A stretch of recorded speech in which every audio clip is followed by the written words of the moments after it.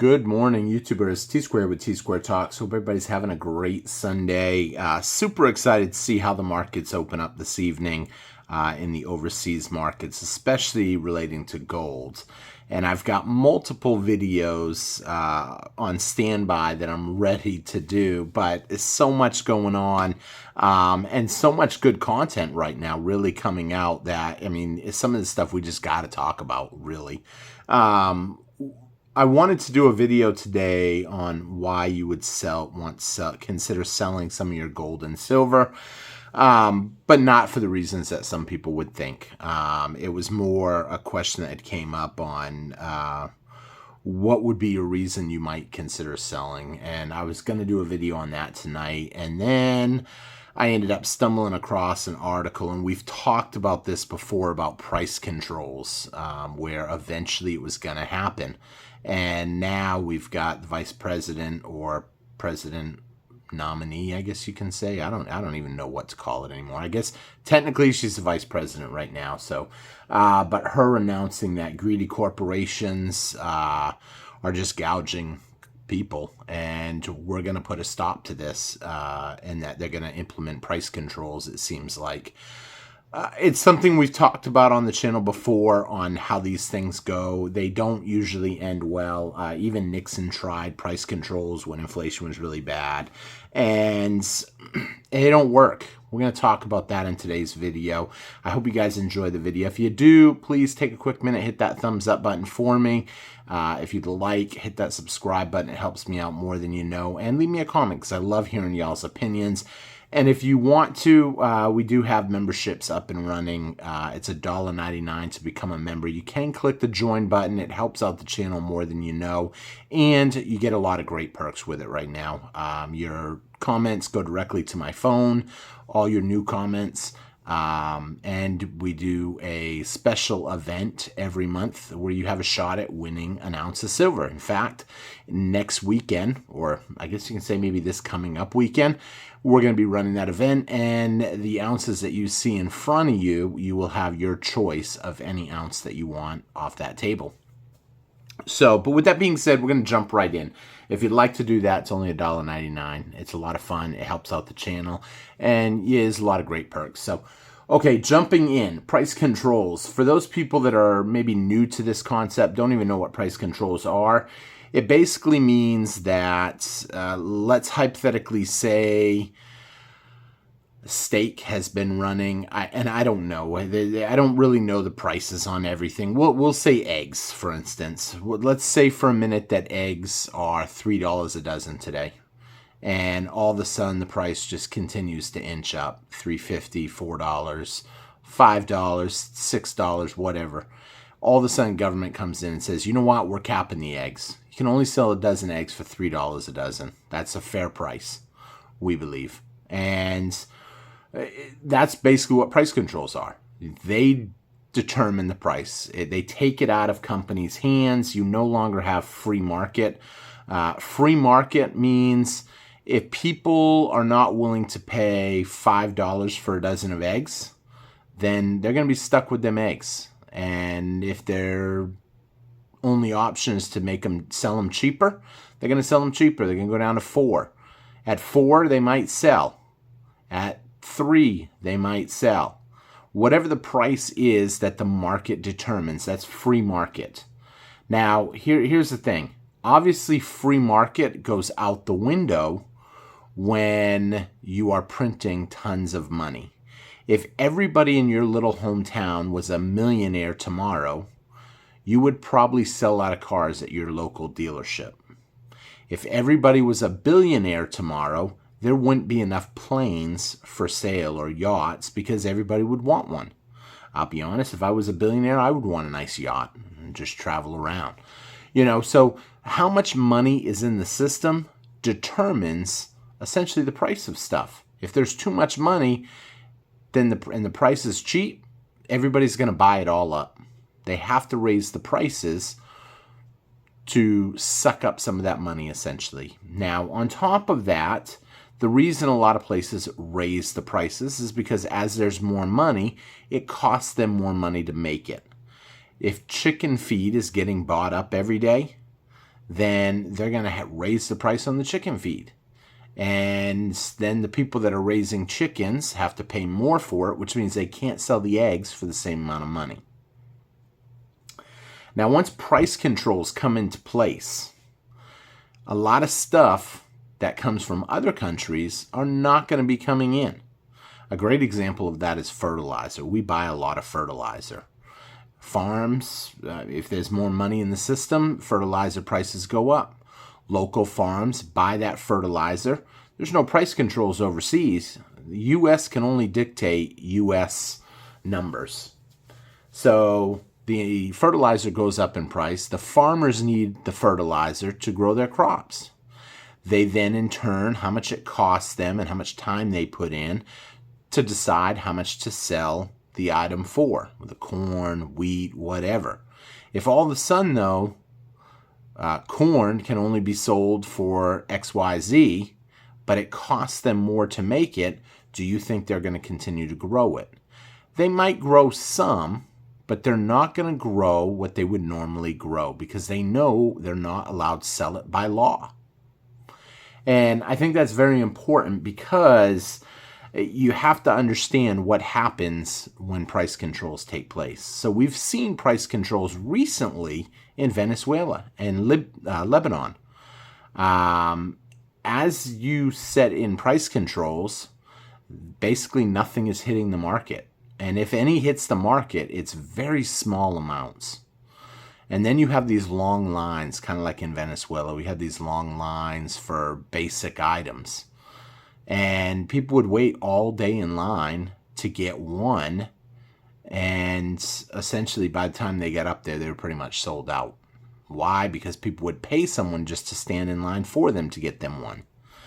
But here's what happens. That corn that farmer grew may end up having somebody approach him and say, hey, I'll tell you what. I'll give you a $5 gold coin for a bunch of corn. Well, I can't sell it past that amount. Oh, no, I'm not. I'm giving you a $5 coin. You're selling it cheaper because it's $5. The gold coin says $5 on it. Or, this is where this stuff comes in. This dime says 10 cents on it. Here you go. Instead of you're not allowed to sell them 5 ears of corn for over $1, I'll tell you what. Here, I'll give you a dime for 10 ears. And he'll look and be like, well, that's silver. Shoot. Yeah, I'll do that. And it's 10 cents. So you met the rules. That guy, though, then takes it to the city, rents out a small little building maybe, and he starts up his black market. And he is going to be gouging the heck out of it. And if you want that corn, you're going to pay dearly for it. And if someone could report you, it's a possibility, but then there won't be any corn for anybody. However, that's where a lot of these black markets come into play. And what we've seen in Venezuela, it was huge amounts of militia, maybe you could say, cartel, I don't know, whatever. And people with pew-pews, and they would patrol it, and they would basically make sure that everything went smooth. And it's kind of funny when you think about it, that they would have to go to that extent. Even the military, the Venezuelan military wasn't going to go in there and mess with them people. They put these laws in place, but then a lot of times there's not really much they can do to enforce it. If somebody tells them about it, maybe they'll go in. Most likely they probably won't. But ultimately, people pay even more for it. Now, that's kind of where silver comes into play, especially since they want to go digital. And as they try to go digital, all they'd have to do is say, nope, we know now what you paid for it. You cannot buy that corn for that amount of money. And therefore, it won't sell. It won't be able to go through. And if it does go through, someone will be knocking on someone's door, taking him away in cuffs because he couldn't make a living selling corn for that amount of money. We've seen price controls time and time again. They don't work. But it looks like they're going to try to implement them. And that is going to cause huge amounts of food shortages and shortages on a lot of different stuff. And that's where silver comes into play, I believe, because you can still trade a piece of silver for something. No, I didn't even buy it. You didn't use their money. And therefore, you're using another item. And here's why it doesn't just have to be silver. When barter, that's where barter comes into play. Because I'll tell you what, if someone has a gallon of gas and gasoline's in short supply and I've got corn in my backyard growing, I'd trade you some corn for a gallon of gas or a gallon of gas for some corn. Why? I can grow it. More and more people will start growing food at home. You know, instead of, I hate to say stupid, but instead of stupid policies like price controls, what they need to do is promote home gardening. How many people remember during the, I was about ready to say WAR, how many people, not many people would remember that, but you may have heard of it, victory gardens. How many people remember the term victory gardens when it was encouraged? It was you were doing your patriotic duty if you grow a garden at home in your backyard. Better gardens, you're a better patriot for America. You don't hear stuff like that anymore, but there's a possibility it could be coming back. In fact, a lot of stuff could be coming back. Hard times are right around the corner. And I feel bad saying that because it scares a lot of people. But a lot of people are just unprepared for what's coming. Little by little, prices are still creeping up.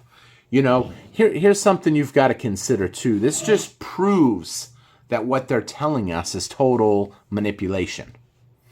If prices are coming down like they say, inflation is great. It's slowed down. It's almost over. The inflation is behind us. Why would you need price controls? If prices are truly coming down, you wouldn't have to worry about price controls. But the truth of the matter is they've been lying to us. And they've been lying to us for quite a while. They've been lying to us about the economy. They've been lying to us about everything, really. And all these numbers that they put out, they're all BS. You know, it's not just manipulation in silver and gold. It's manipulation in everything. Because if the economy was so good, they wouldn't have to lower interest rates. Think about why interest rates get lowered in the first place. Interest rates get lowered to promote you to spend money. But in this case, they say the economy's better and now we can afford to lower interest rates. Why? Why lower them? There's no point. If the economy is so great, interest rates can stay there. In fact, we could raise interest rates. But they can't afford to raise interest rates either because we owe $35 trillion that we can't pay. We can't pay $35 trillion back. And they know this. And they can barely pay the interest on the debt. But yet the economy is so great that we're going to cut interest rates. We're going to implement price controls. And what they're really going to do is mess stuff up even more. They're going to cause a huge food shortage. What they need to do is promote growing at home, growing food at home. Tell people there could be a food shortage coming. You need to take action now and start growing a garden. Here it is, summertime. A lot of people, depending on where you are in the U.S., it's still not even too late to plant. A lot of people plant winter gardens. Here in Texas, we do that. We do squash, do all kinds of stuff. I mean, it's the hottest part of summer right now. I could put a tomato plant in the ground and have tomatoes not too far down the road. Same with cucumbers. I just have to do it in a shaded area. I'd have to water it and stuff. And we've done a ton of gardening videos because gardening is extremely important. Having the knowledge to do so is extremely important. A lot of people tell me, I don't have a green thumb like you, T. I can't grow a garden. It doesn't take much. It really doesn't. I've done gardens two ways. I've done gardens with just throwing the seeds down and then taking a rake and just scuffing everything up and not picking any weeds, not doing anything. There was no straight lines. There was no nothing. Did I get a yield? I got a yield. I got no work. All I did was sprayed some water on it every day, usually early in the morning or later in the evening. And I went out there and I picked my zucchinis, my squash, my tomatoes, my cucumbers. I had to walk through everything. And when it was done, I let my chickens go in there and they just ate everything. And the plants pretty well all just withered away after that once I stopped. And then I've done it with the nice straight lines where you put the work in, and it looks beautiful at that point. You know, you pick your weeds, you grow your plants, you get huge amounts of yield. You go out there and you pick every day some stuff. That way it don't just go crazy like the cucumbers. When I didn't really have nice, neat lines, the cucumbers just eventually got so big and yellow that you couldn't even eat them. But I still got cucumbers. I'd go out there every day and I'd pick stuff. I just couldn't get everything because there was no order to it, you know. But here's something you got to consider. If food shortages do come, are you prepared? Because a lot of the stuff they're doing is just making stuff more difficult on us. And a lot of people won't realize that. Oh, prices are good because of greedy corporations. I heard it on the news. You know, when I hear people say that, I said, what makes them greedy? Because they're charging more? Did you ask for a pay raise this year? Yes. Okay. How do you think they're going to pay you? Oh, places are making record profits right now. Based on what? Do you see their books? Do you see their costs? I'm not going to tell you that they're not receiving profits, because I'm sure they are. But price controls don't work. And record profits, yeah, people are buying everything they can produce. And more people are just going to box themselves in. If people want pay raises, companies have to charge more for it. You know, how about you go to work? If you really want to see price controls, how about we price control your pay? How about we make you're getting 14 and you're asking for a pay raise? How about we drop you to 10? We're going to put price controls on people's pay. See how happy people are about that. They won't be. Here's the thing. People that have money are investing money. They spend millions and billions of dollars to run a business. A lot of headaches. Taxes, accountants. It's through the roof, the expenditures. And they want more. They tax and tax and tax. And I come from a family that has owned multiple businesses. So I'm not saying that I side with the rich. But I am saying that it's been proven time and time again that price controls don't work. All that happens is it shuts down businesses to where they can't afford to sell the product. And then the only people that can sell it are the people that are willing to break the law. And if they're breaking the law to sell something, they're going to charge you even more money for it, for taking that risk. They could end up in jail, whatever. You know, so people need to understand what's coming. And that's another reason why you want to be stacking silver. Because here's the thing. Stuff will still be there. There will still be food. They just won't be able to sell it openly. And if you had a choice between taking some silver or gold or some fiat dollars for a deer that you just got in the woods, say you just shot a deer. And you've got a choice between taking some cash or taking some silver and gold. Well, first of all, it's against the law in most places to even sell game meat. I didn't sell it. I gave him a gift of a beautiful silver coin. Preferably not an American silver eagle, because that might be construed as a dollar. It's a silver dollar. Not a silver dime, not a silver quarter, a silver round. No, this is just metal art. I gave him a piece of art. And as a gift, he gave me a half a deer. You know, people just don't understand how important stacking silver is. And people are going to learn real quick. It's coming. Why do you think gold hit a record high on Friday? Because people are pushing money in because they know what's coming. They know if they're holding gold, they're probably going to be okay. If they're holding silver, they're definitely going to be okay. Because more people can afford an ounce of silver than can afford an ounce of gold. I can tell you, I know someone right now that he sells periodically gold coins. Whenever he gets them. He gets a 1 ounce gold coin. I can usually get a good deal on that. If he gets a $5 gold eagle, it's not really much dealing. Why? Because more people can afford it. I'm not the only one, and he knows that. Now, I'm lucky because he likes me. He'll call me up first, tell me the price. If the price beats the dealers that sell coins that I know of, then yeah, I usually jump on it if I can. But 1 ounce gold coins, I can usually get a really good deal because a lot of people just can't afford them. But you have the opportunity right now to stack some silver. I'm kind of surprised we haven't even seen prices jump higher on silver. I wouldn't be surprised to see silver start going up again, but I'm sure the powers that be will come in and maybe try to beat down the price of precious metals on Monday. It's a possibility. I had a couple comments where people had asked me that. Do you think they will? I said, I don't know. I do think they would if they were talking about it on mainstream media, but nobody talked about it on Friday as it climbed higher and higher and higher. And if no one's talking about it,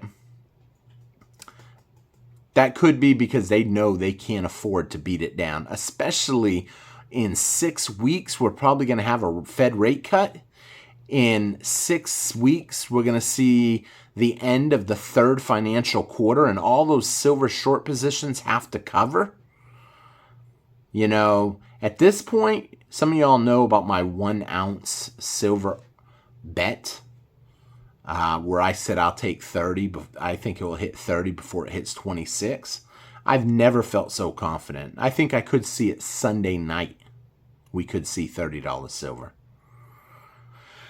Now, I understand some people are worried. It seems high. It was only 27 a week ago. 26.50.